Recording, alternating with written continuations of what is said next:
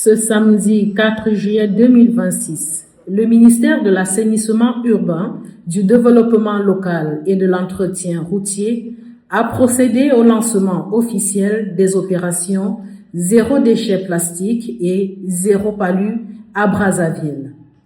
L'activité a débuté à la place du 2e arrondissement.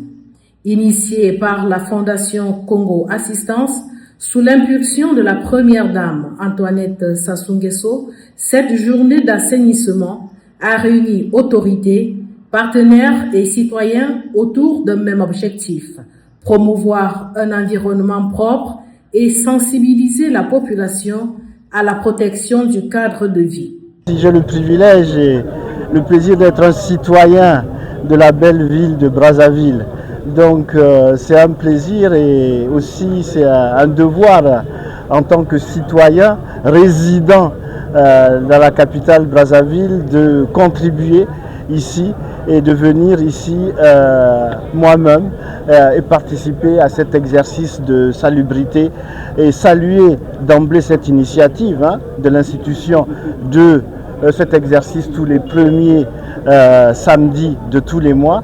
Remercier et saluer donc le ministère de l'Assainissement et les localités, la mairie de Brazzaville pour cet exercice qui se passe tous les mois, et saluer en particulier l'exercice d'aujourd'hui sous le leadership de la Fondation Congo Assistance qui nous invite aujourd'hui pour amplifier davantage ce message en mettant l'accent particulier sur le plastique, la lutte contre les déchets plastiques ici.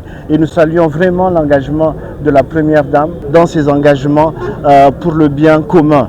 Et vraiment, c'était donc une obligation et vraiment un plaisir de venir ici. Les participants ont ensuite pris part à une vaste opération de ramassage des déchets plastiques sur l'avenue de Louya, avant une séance de sensibilisation consacrée à la protection de l'environnement et à la bonne gestion des déchets. Le pays, à travers son président, est très en avance sur les questions écologiques. Et donc, ce n'est pas seulement les grandes déclarations, les grandes messes, mais c'est aussi dans la réalité concrète des populations, comment on peut améliorer leur cadre de vie. Donc l'opération Zéro déchet que nous allons lancer avec l'appui du ministère et de la mairie de Brazzaville s'ancre donc dans cette vision-là, où il faudrait que les Congolais apprennent à assainir leur environnement et que, comme le ministre aime le rappeler, ce qu'on va récolter ici, ce n'est pas quelque chose qu'on va aller incinérer ou enfouir. Il y a un processus qu'on appelle de l'économie circulaire, puisque les déchets que nous récoltons peuvent être traités, collectés et recyclés et créer donc de la valeur ajoutée pour les populations. Lorsque l'on achète un sachet d'eau, qu'on sache que ce sachet-là, il a toujours une valeur ajoutée. Parce que, le plastique n'est pas biodégradable rapidement. Si vous le jetez et qu'il n'est pas récolté et traité, il risque de polluer la nappe phréatique, il risque de polluer notre environnement. La délégation a poursuivi sa tournée à travers plusieurs artères de la capitale, notamment les avenues 3 francs, afin de constater l'état d'avancement des travaux d'assainissement et d'entretien urbain. Nous sommes dans le processus des différentes initiatives que nous lançons. Bon, vous avez constaté cet engouement justement. On est le premier samedi du mois. Et avant l'existence de notre ministère, vous savez ce qu'a été cette journée de premier samedi du mois qui s'était quasiment endormie.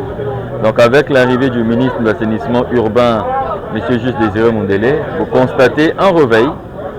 Cette initiative illustre la volonté des autorités congolaises de renforcer la salubrité publique, de lutter contre la pollution plastique et de prévenir le paludisme grâce à une mobilisation conjointe des pouvoirs publics, des collectivités locales et des partenaires.